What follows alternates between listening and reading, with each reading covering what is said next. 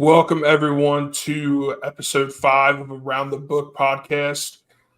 This week, we're going to be going over week 4 of the NFL and week 5 of college football slate, giving you our best bets of the week and our underdogs.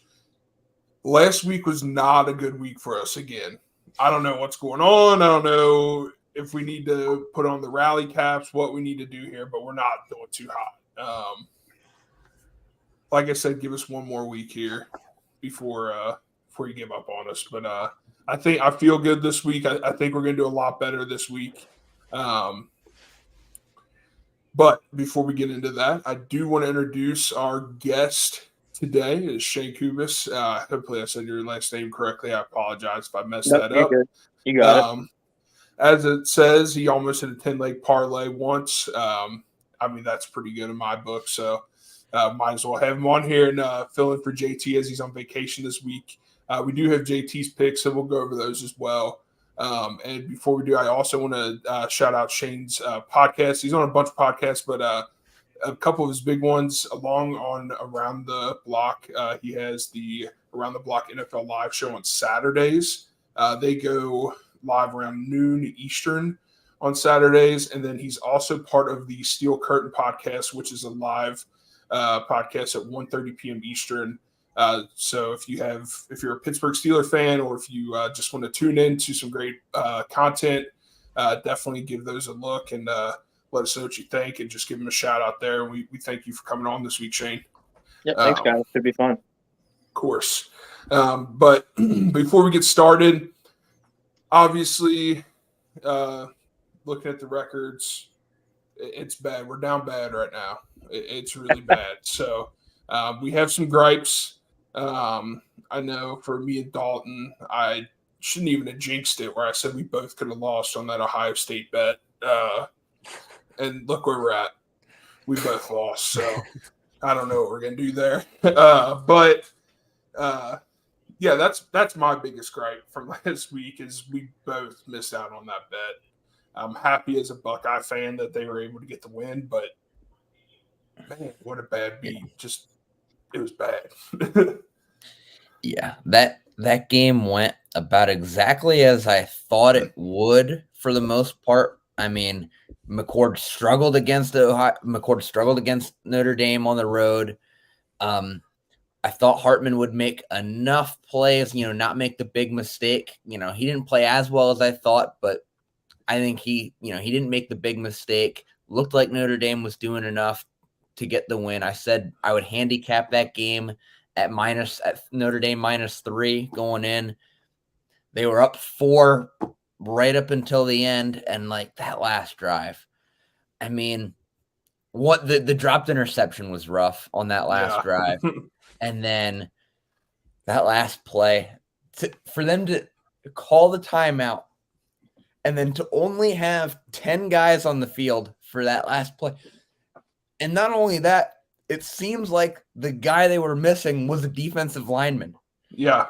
Right where, unless Ohio State changed the play at the line of scrimmage, it was the guy they needed right where the ball was going. And, I mean, with how close that play was, too, it's very – I feel pretty confident thinking that if they did have that 11th guy out there, I think they make that stop. Because it was still very close. Penetration. Oh, my God. I can't believe it. The worst part about it was after the game, the coach was saying that he didn't want to take a penalty for trying to get a guy on the field.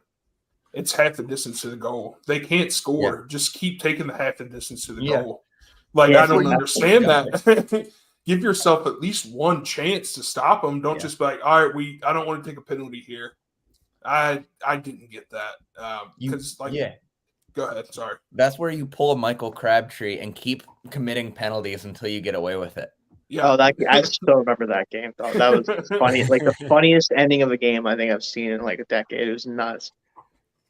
Yeah, I mean, oh man. Like I said, I'm glad Ohio State won, but geez. All right. And then what killed me was it could have just been over and you would have – did you take the money line or did you have the spread on it? My lock was Notre Dame money line. That was my lock for the week. I was about to say because they were about to cover the spread, but they called his knee down. So the spread was Ohio State minus 1.5, or what was it, minus 3.5, right? It was 3. I took an alternate at 3.5. That's right.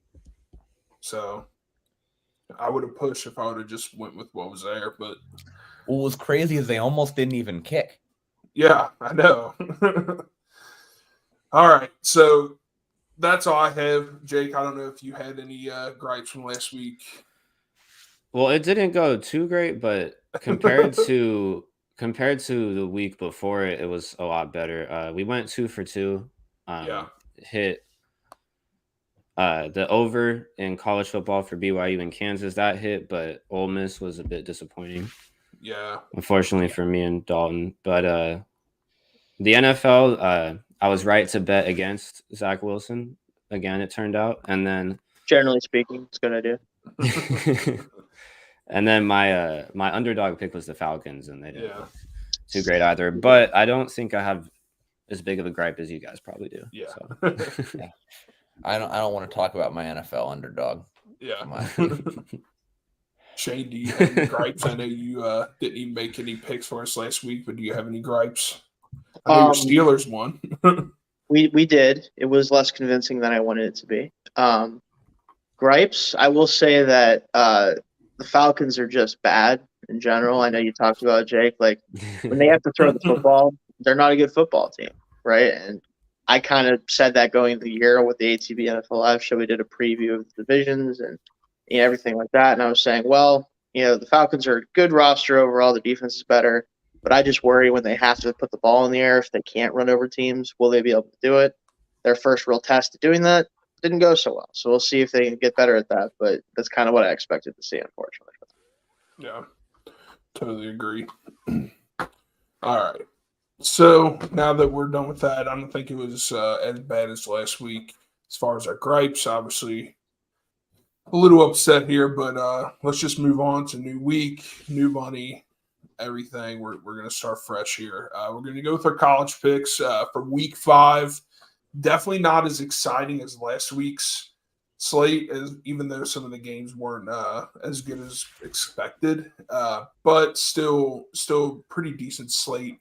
I'm going to go over JT's picks first, and then we'll get into discussing ours. Currently, JT has Oregon and Stanford at under 61.5 as his lock. I think that can hit, even though as crazy as Oregon can score, as we saw against Colorado. But I still like that play. But then his other one is Nebraska plus 17.5 as his underdog. So Nebraska, I don't think is a bad team, but I think they can cover 17.5. So I think he has some good picks here for this week. And then I will go ahead and get into my picks. I am going with my underdog first. I'm going to take Arkansas money line against Texas A&M.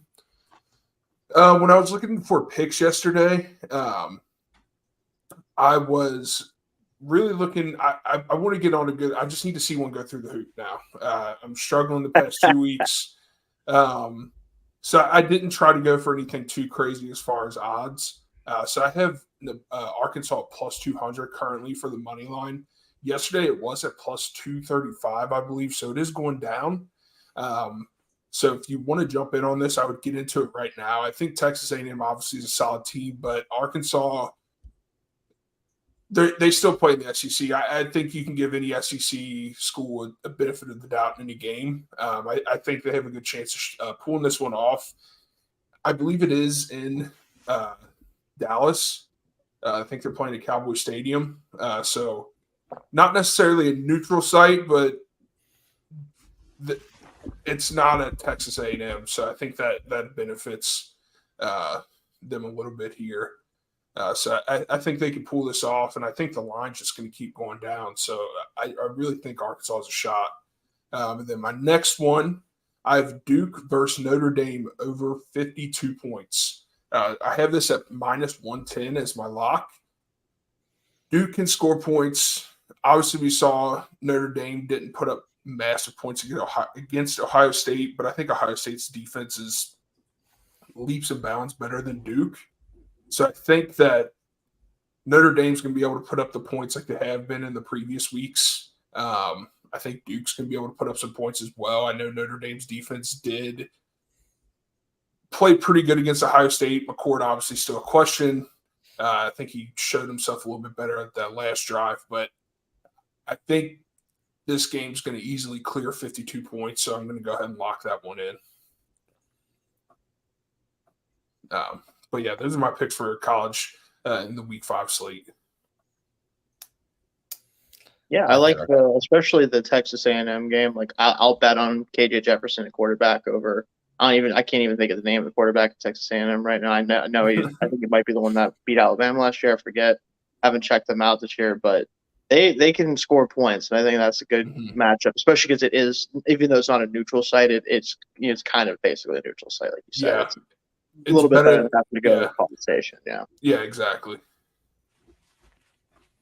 Yeah. You know, Jerry wants to see his Razorbacks win in Jerry World. Oh, yeah. He'll pull out stops. Yeah. I like that pick. All right, so I'll get into my college picks. For my lock this week, I'm gonna play it really safe. Bet a lame under. I'm going Penn State at Northwestern under 46. Penn State's defense looks fantastic. I get Iowa is offensively challenged, but wow. This Penn State defense is, I'd say, probably top 3 in the country right now, especially the way they generate turnovers. And Northwestern's really struggling this year. I think I doubt they break 10. So for this for this to not hit, I think Penn State would pretty much have to carry the total. And I think they're going to get up I think it'll be like 31-3 heading into the 4th.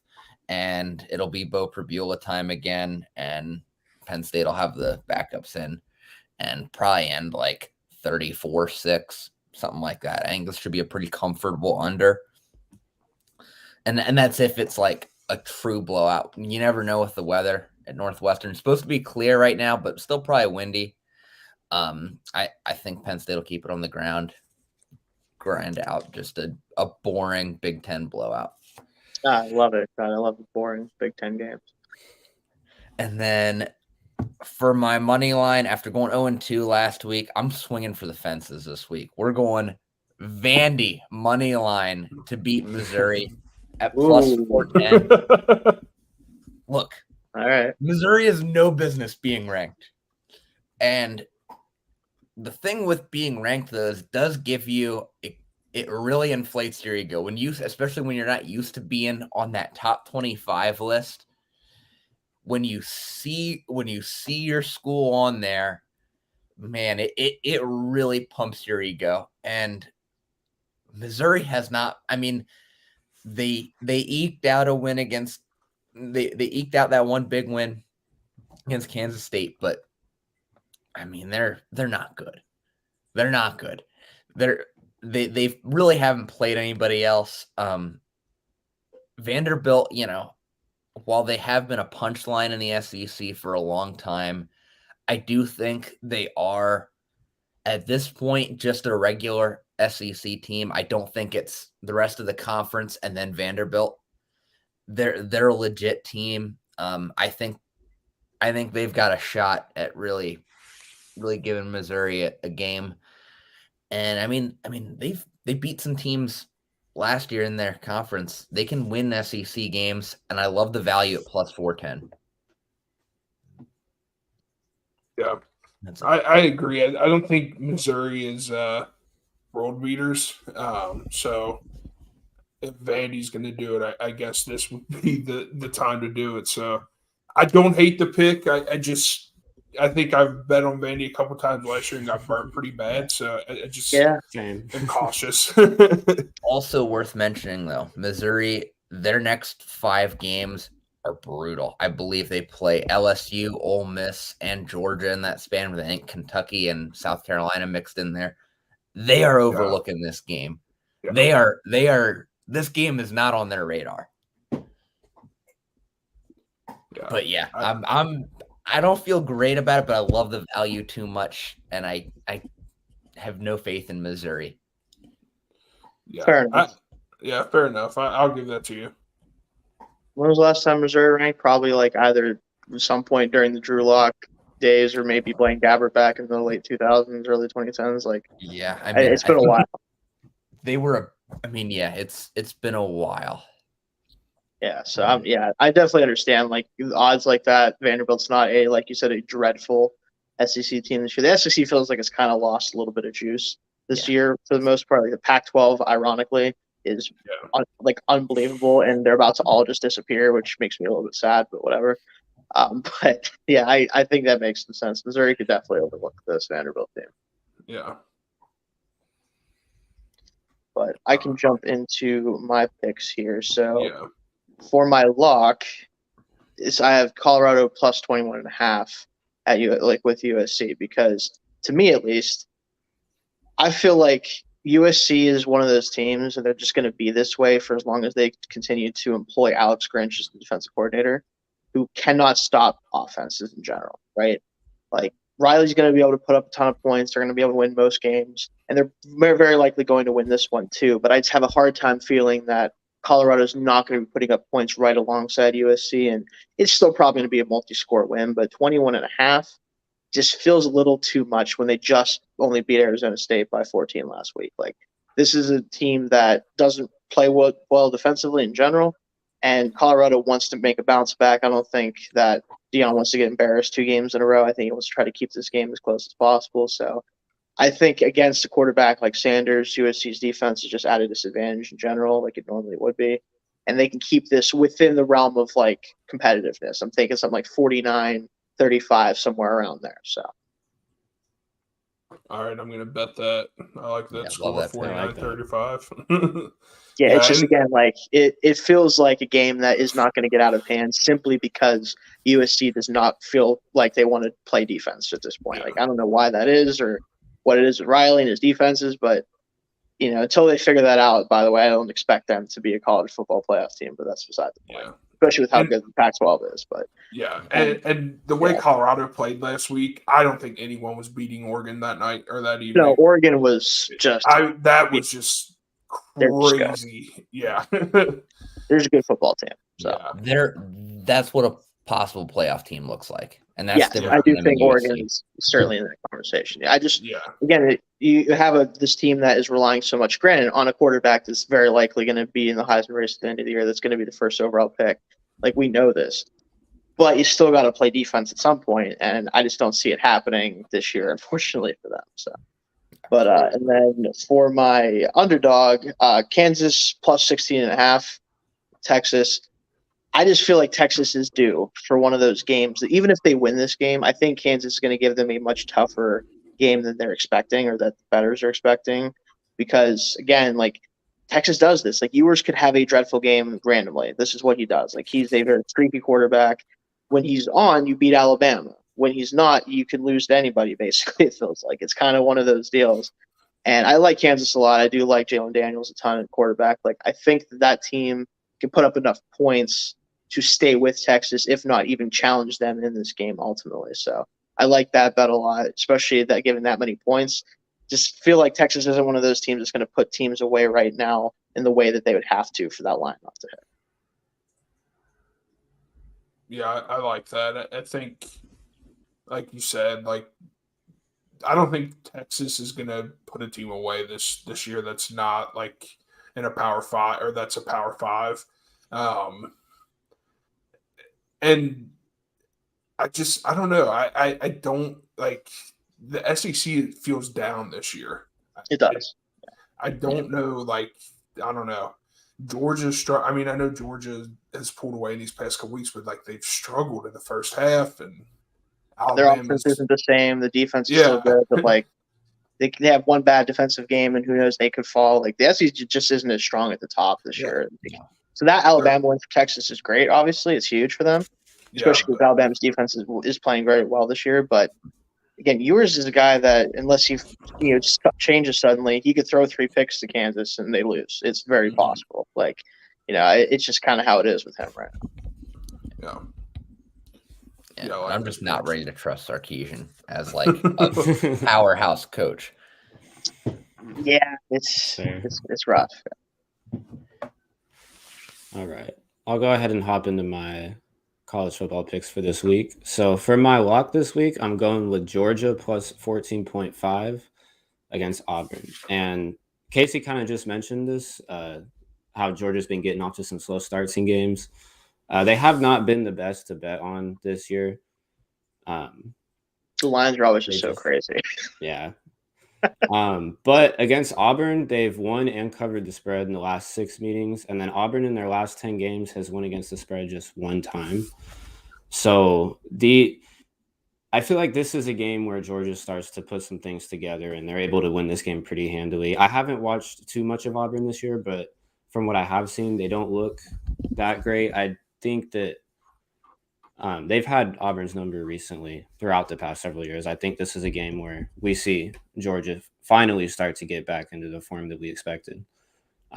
So yeah, I'm taking Georgia plus 14.5 for my lock. And then my underdog, I'm going to do one of my favorite things when it comes to betting college football, which is betting against Iowa, as I'm going with the Michigan State money line at plus 380. Michigan State's not a great team, but Dalton kind of has a lot right now. Yeah. But yeah, they had I think 70 something yards. 79 yards. Yeah, 79 yards of offense and 0 points against Penn State. Not good. Good.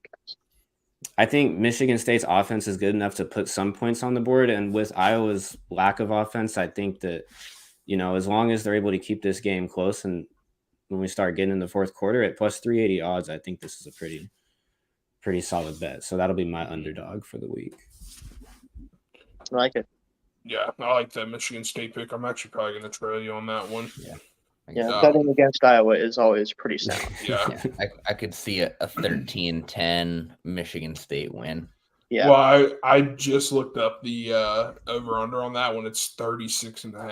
That's such a hilariously low. But you know what? You say that, but then I'm like, that's still way too high. Yeah, I still think I can put that under. Honestly, I don't. I might take an alternate line on that one. I don't think we're going to get past 28 points in this game. I don't see it. Could luck into some points, but I don't know. Yeah, I don't know. I mean, barn burner, and that would be 19-17. Yeah, realistically, like Iowa scores 2 touchdowns. You're like, whoa, what's going on in Iowa? That one I don't know. But yeah, I like that pick. I that's a toss up. Let's get into the NFL. Before we do, actually, does anyone have any other things they want to talk about college football this week? Any games are excited to see or anything like that?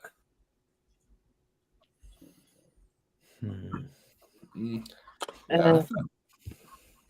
I mean, it is. I think it's a bit of a down week for me personally in college. Like, there's not a ton of games. Like, I do think, going off of my bet, I think Colorado USC will be fun just because I think both of those teams are going to score like 35 plus points. But outside of that, like, I mean, a lot of ones on the schedule that you're just like, I can skip that. Like, is anybody not wanting to crap on the Nebraska pick that you made? But like, does anybody want to watch Nebraska play Michigan? Like, or is anybody like, oh man, I got to catch that game? Like, I'll turn it on if Michigan's down at half. Oh yeah, you gotta watch the upset if it happens. But outside of that, I don't know. Yeah, I totally agree. This is UCF Baylor looks interesting. Yeah, thought about betting that. I mean, if we're talking about UCF Baylor, that means it's not a great week, right? No. But I like one to keep. One I thought about is Baylor's at plus 350 against UCF, and I think they could bounce back. I know they looked rough against Texas, but but they're very inconsistent. They are. Yeah, I think the key matchups this week is Notre Dame and Duke, South Carolina, Tennessee, and LSU Ole Miss. I mean, those are the three bigger games, I would say. Yeah. I think it's way better than week 3, but definitely week 4 last week was awesome. Yeah, week 4. But yeah. Unless you like big Sunbelt matchups, Texas State, Southern Miss. Yeah. Got to watch the action too. Yeah. That'll be on 1 a.m. or tomorrow from action. So. Oh yeah. But yeah, let's go ahead and get into week 4 of NFL. The Cardinals, man, frick.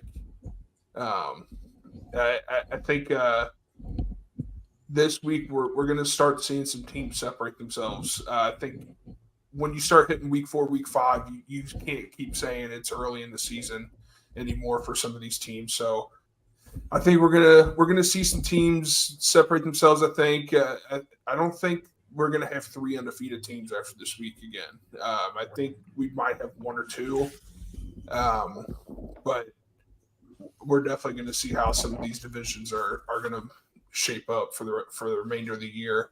And I'm going to go ahead and get started with one of the, I hope, the better of the games of the week. It's also my lock.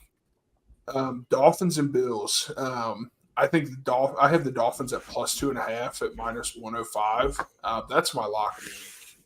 I mean, they put up 70 points against another NFL team last week. I don't give a crap who's against them this week. I'm going to take them points all day.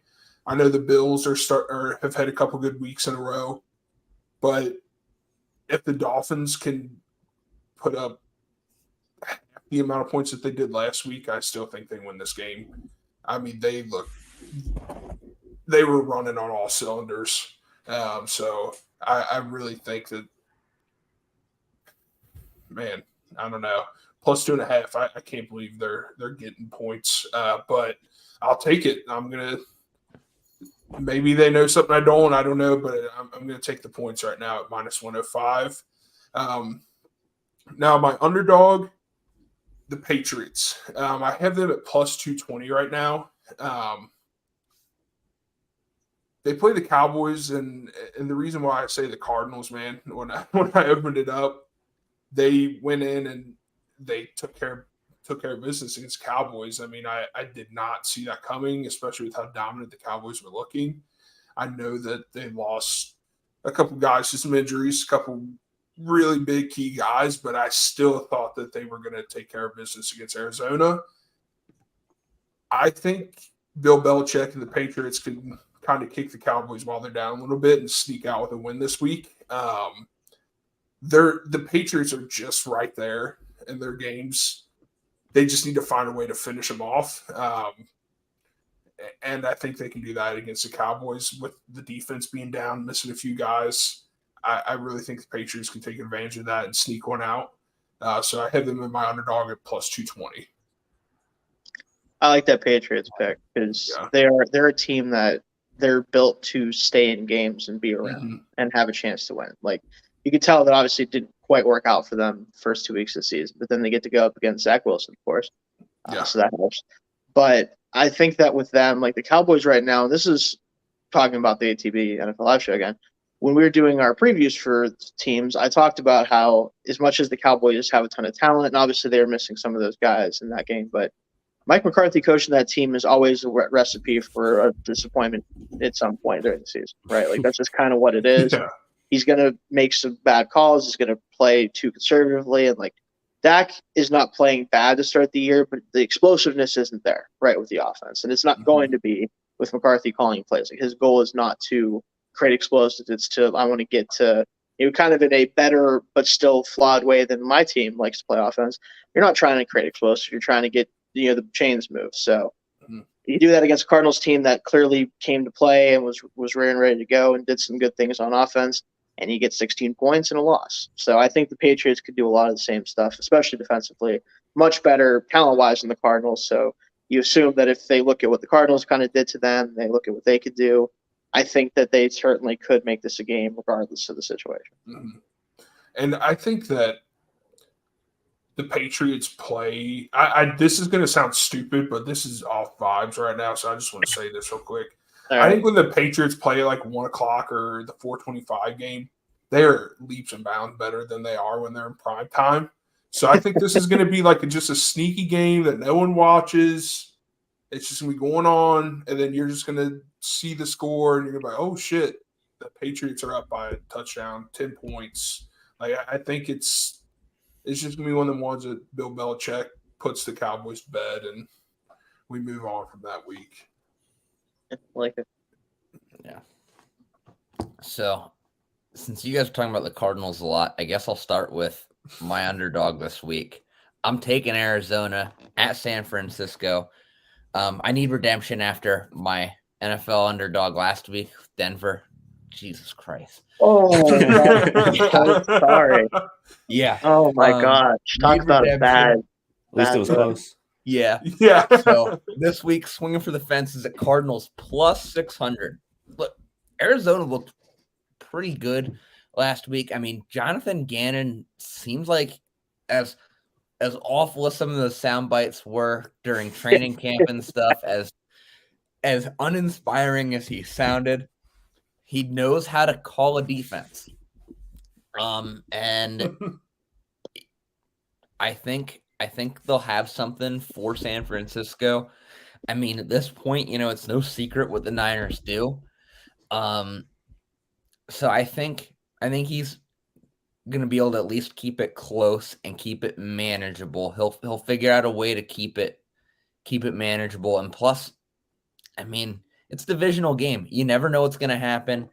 And like you guys mentioned, we have three undefeated teams left. Someone's got to go down. Division games are weird. You never know what's going to happen. And plus 600 in an NFL game. Again, like I've said this before, in an NFL game, anything you get above plus 300, you need a long look because the whole league's designed for parity. Plus 600 is just way too much value for an NFL game. You gotta jump on it. And then I'm gonna get really boring with my lock again this week. I'm taking another under. Bengals at Titans under 41.5. This is just gonna be an ugly game. I mean, yeah, you assume so. Joe Burrow probably shouldn't play. He needs to rest at some point, but I'm sure he will play because the Bengals aren't looking great. They need him to try to just right the ship. I mean, they almost went 0-3 if he didn't play. So just to get back to 500, he'll play. They'll eke out some ugly 19-10 win against a Tennessee team that can't score points. I don't get why Mike Vrabel still has a job. That offense is putrid, and the defense isn't good enough to carry them. Tennessee is in a full-blown rebuild at this point, I think. I like the Bengals to get an ugly win to get back to 500. Yeah. So I hate that you took the Cardinals. I understand it, but as a Niners fan, I might have to trail you on that. Just because I could be happy if we win and happy if I win a huge bet. So I might have to trail you on that one. But yeah, I totally agree on the Bengals pick. I think it's be close. I think whenever them and the Titans get together, it's always just like a close one-score game. So I think it's going to be a lot of the same. So I definitely like that pick.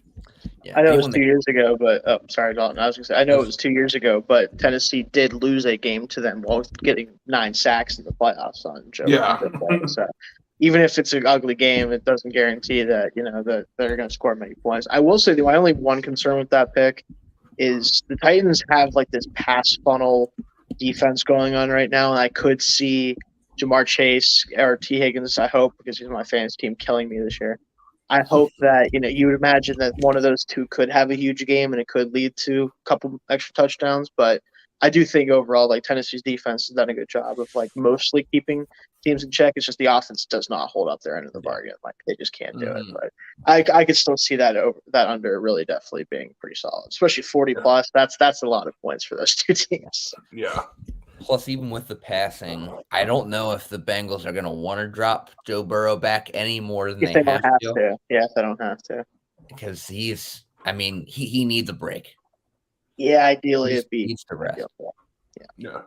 And Shane, before we get to you, I'm going to do you care if I do JT's picks real quick? Yeah, I was actually going to mention to get his. Yeah.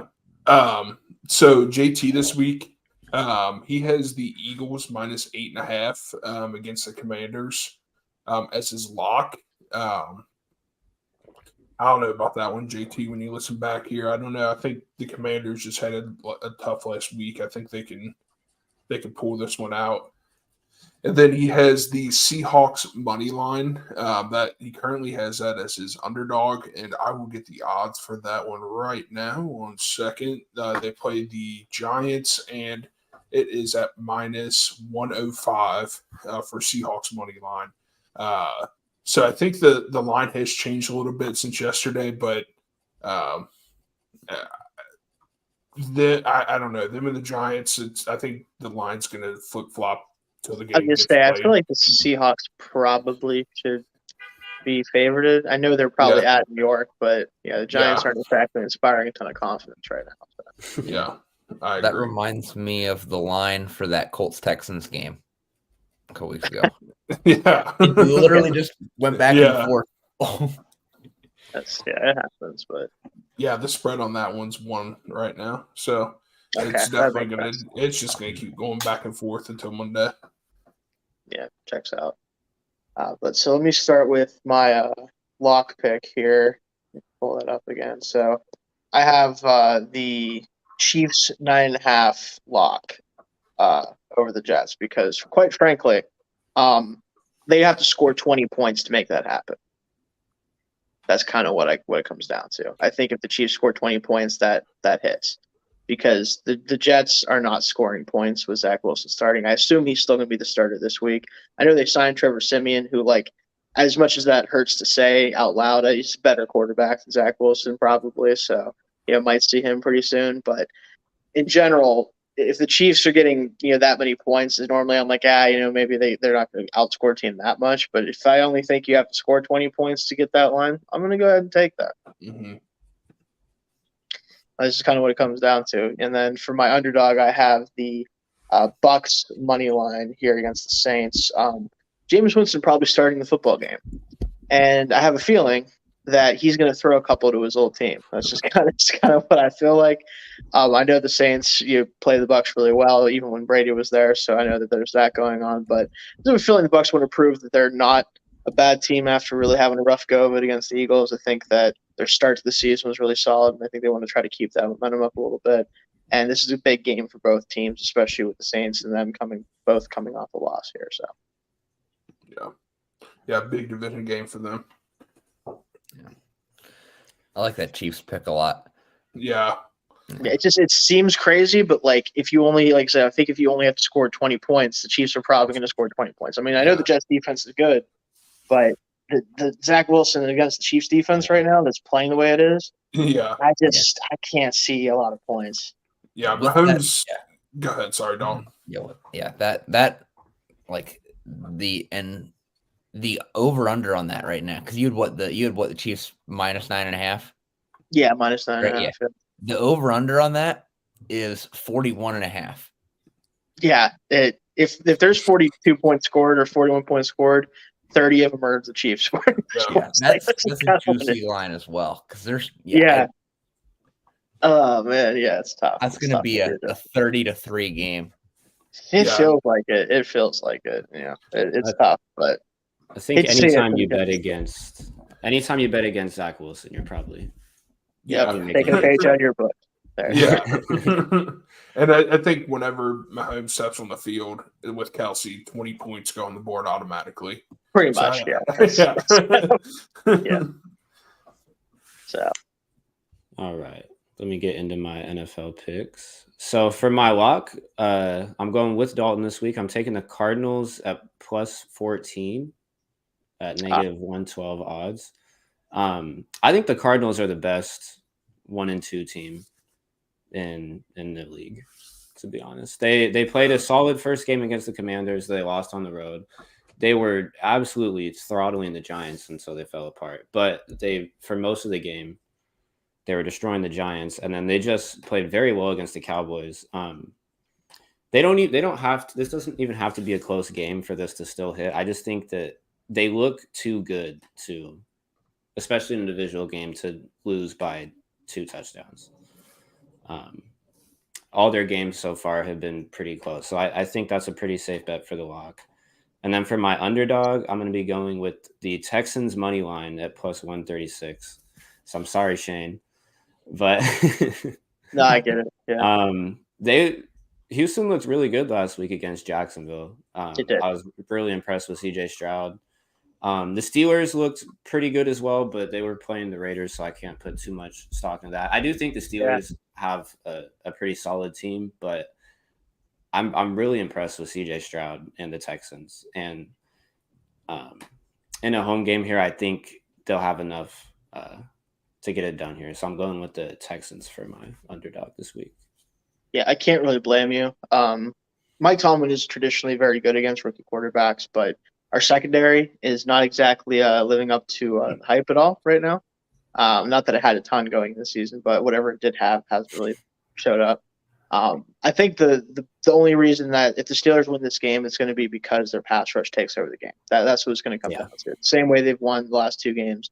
And I think it's totally possible considering the Texans' offensive line issues, but Stroud has played about as well as you could have possibly asked him to play, right? Like the anticipation, throwing the football, Nico Collins especially, and the Tank Dell, like those 2 are just dynamic together right now, like really all 3 of them. So I do worry that if the pass rush doesn't get home, this could end up getting out of hand relatively quickly because we know the Steelers aren't scoring 30 points. So like it's what it is. But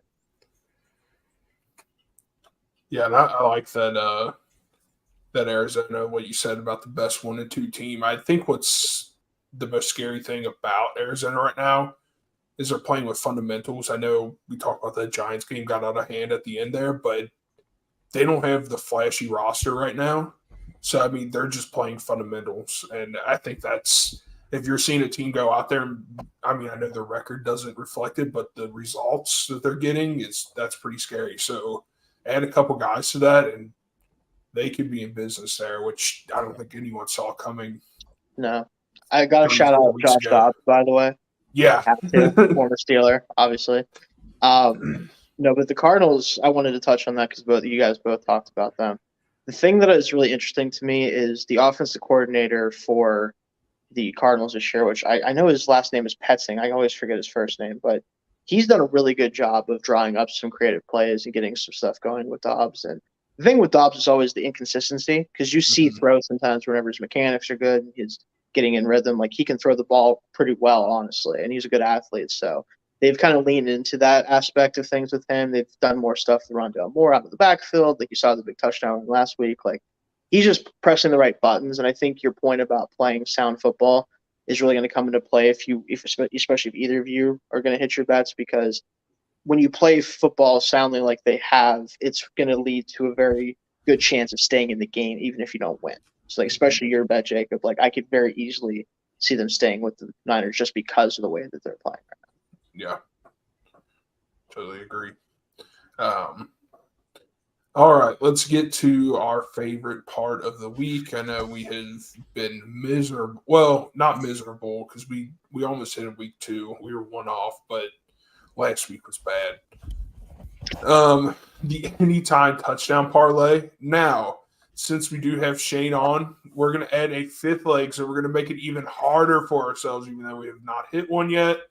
But get your pen and paper ready. Write this one down because if this one hits, this is the one you're going to want to follow, and you're going to be upset with yourself if you miss out on this one. So trust us on this one. I feel good about this one. We have over half the list is our guys that are due. So I'm going to get started with mine. I have Jamar Chase at plus 125 to score a touchdown. I mean, he went off last week with the yards. I think he had 142 or 141 yards. Yeah, something like that. Yeah. I mean, Burrow's still a little bit hurt, but he was showing signs of starting to be able to get the ball off. So I think that this week he's due. Chase is going to get in the end zone. The Bengals offense, I don't think they're going to score a ton, but I think they'll get a few touchdowns. I think Chase is going to get one of those. And then Dalton, if you want to go next. Yeah, so I like he told everyone to trust us, and then I'm going with Kyle Pitts. He's the definition of due. Yeah. But do a lot, not just touchdowns. Yeah. In all seriousness, I do like, his volume did have a significant increase last week. I like that. I do think for Atlanta's offense to take the next step, they have to get him involved more. The Desmond Ridder Kyle Pitts connection has to work for that offense to really do what it can. Ritter's a very similar quarterback, I think, to Ryan Tannehill. Who did Ryan Tannehill have success with in Arthur Smith's offense? Jonnu Smith, big athletic tight end. I like Pitts in that role. I think it can work. Also worth noting, Jacksonville's given up touchdowns to tight ends the last 2 weeks, and they're both kind of more of that receiver style. I mean, like Travis Kelce and then Brevin Jordan last week. So I like Pitts to find the end zone this weekend at plus 270. He's a big odds booster. Yeah, I certainly hope you're right, because I drafted him in fantasy 2 years in a row, mostly to spite myself. He can't do it to me 2 years in a row, and then, of course, I forgot that Desmond Ridder played quarterback for that team, but whatever. I got to, before I go with my pick, I just got to touch on the fact that I've never seen an NFL team collectively over a 2-year period have so much trouble getting the football to a 6'6" monster at tight end. I just don't understand how you could have like a 50% catch rate at tight end when you're 6'6", and you look at the film, you're like, oh, he's not like dropping passes or like playing bad. They just legitimately can't hit him for some reason. It's really mind-boggling. I hope it changes, like you said, Dalton. I hope that he gets a touchdown. It would be a huge boost for me personally, not just financially, possibly, but fantasy-wise. So I'm hoping for that. But I'm going to take a crack at a guy who is due, but mostly because he hasn't had the chance to do anything yet. Christian Watson for the Packers here. I think that against the Lions, they want to get him going now that it looks like he's going to play. Now, obviously, don't bet this if he doesn't play. Be careful about that. Make sure you're checking the injury reports. But I think that a guy like him, that they've been missing that big play threat in this offense, right? You can tell that they want to stretch the field, and Love wants to stretch the field occasionally. And right now, they just don't really have the guys to do that, at least not consistently. I think against a Lions team that clearly they're playing much better defensively, you want to try to get a quick strike on them if you can. Try to give yourself a lead so you can play from ahead there. I think that they're going to try to get him involved right away, and he's always a candidate to go 80 yards for touchdown at any moment. I like it. I like it. Not a big Romeo Doubs fan, are you, Shane? I think he's a good player, but again, they don't have that true, Watson is the missing piece of this offense, in my opinion. Love's really performed very well, and he was a guy that I loved back in his draft, and I'm glad he's getting a chance to play. But we'll see if they can get that to happen. Yeah. All right. Well, speaking of players that are due, I'm going with James Cook. I plus 110. Guy gets all these touches, can't score. Yeah. Well, yeah, I was about to bring that up. He has the second most rushing attempts in the league. So he's getting a lot of chances. He still has not found the end zone yet this year. But so that means he's due this week, obviously. Of course. Right. Yeah. Miami's given up 7 touchdowns this season, and 5 have been on the ground. And then PFF ranks their rushing defense as 20th in the league. So he's not playing the most stout competition. I think this is going to be a pretty crazy game with a lot of back and forth action. And we know the Bills love to give him the ball. So I think with all of these, combining together here, I think James Cook is a pretty solid guy that you can plug in and add another leg to this parlay. The odds aren't too great, but I think he's a pretty solid bet to get. Yeah, and speaking of odds, he is at plus 110. So I think everyone's waiting on him to get in the end zone as well. I think it's just a matter of time. Yeah. Latavius Murray can only vulture him for so long. Like that. Yeah. I mean, Latavius Murray is inevitable. Like that's just what it is. Like he's going to score a touchdown like every other week for no real apparent reason.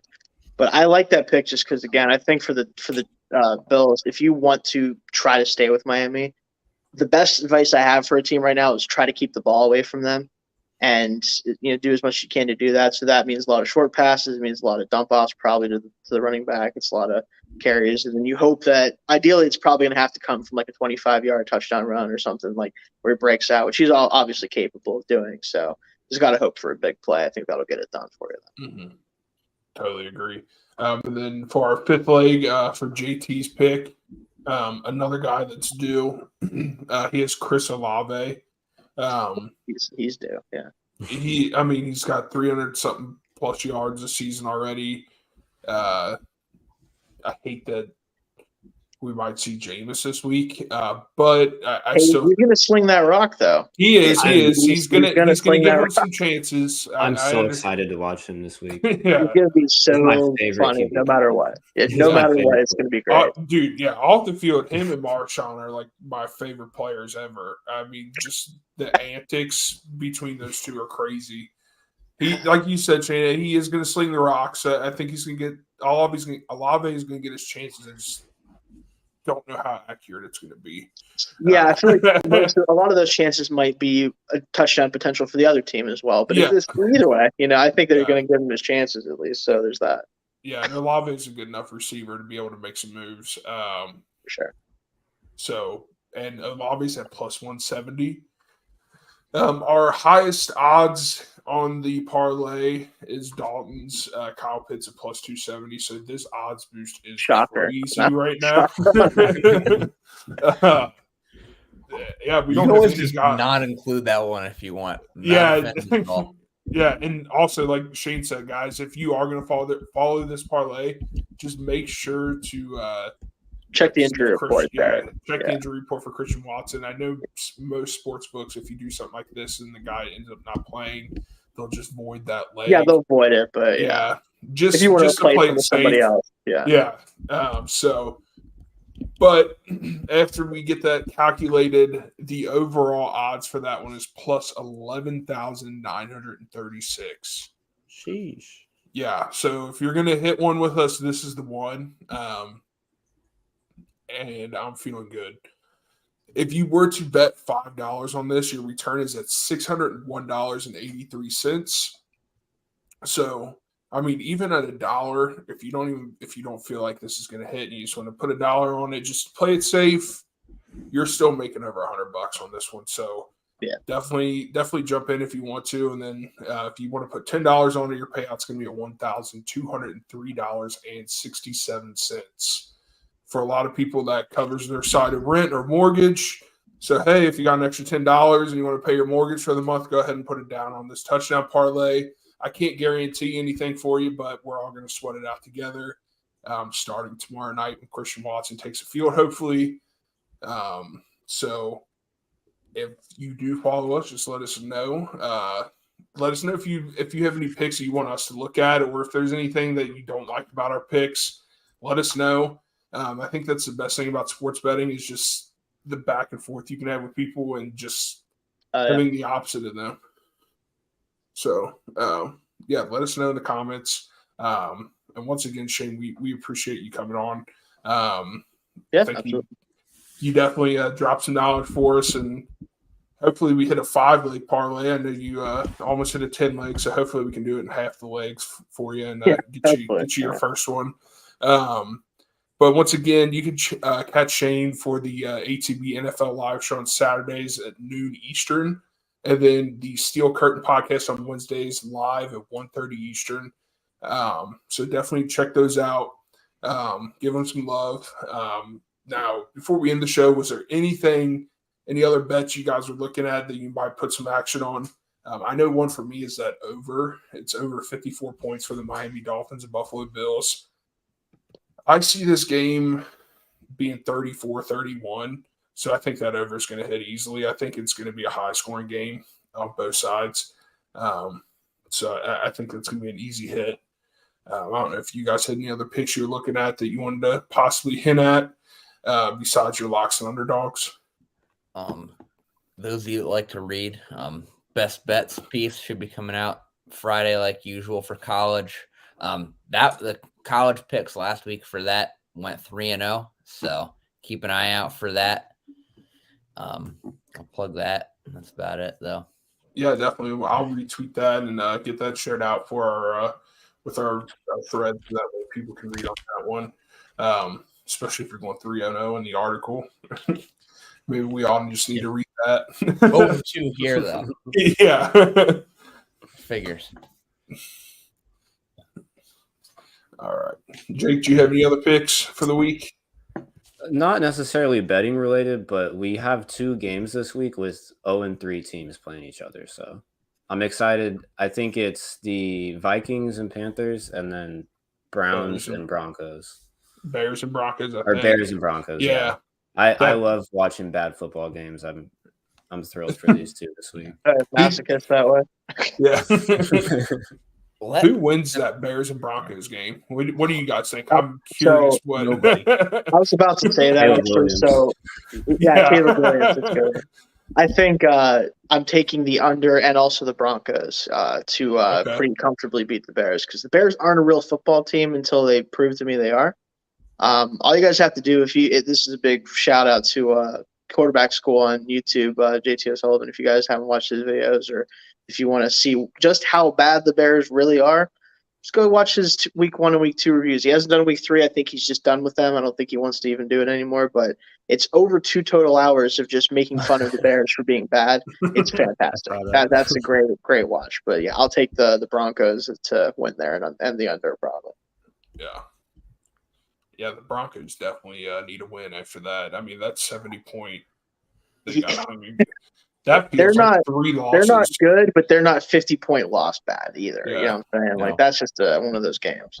Yeah, I saw someone say I feel bad for the people that had the Broncos plus 49.5 in that one. I got to see one go through, and then it goes through. God. That was Miami pulled their starters and we're still scoring. And still scored. Mike White was just dropping dimes to Chosen Anderson of all people randomly downfield. Like that's some shit you see in college. Yeah. Mike White outscored Ryan Tannehill in fantasy this past week.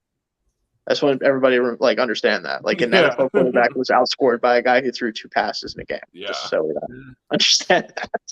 I was watching Red Zone on Sunday, and every 5 minutes it would just switch over to and it's like a 60-yard TD to Tyreek Hill, and then 5 minutes later, a 60-yard TD to someone else. Insane. Yeah, we were out somewhere, and I just kept checking ESPN, and it was 8 minutes left in the 4th, and I was like, "Damn, the Dolphins have 50-something points," and I kept checking, it was 60. Yeah. 63, 70. I was like, holy shit. What were they doing with Tyreek? Was Surtain covering him and with no help? Were they just trying to leave him on an island? Yeah, it didn't work out so well. No. It wasn't so. I mean, Surtain's great. That's not how you play the Dolphins. I'm sorry. You don't cover Tyreek Hill without safety help, or pretty much just you run the shell. Yeah, that might be the move. Just, if you're going to score, take 7 minutes to do it. I don't care. Yep. Might be.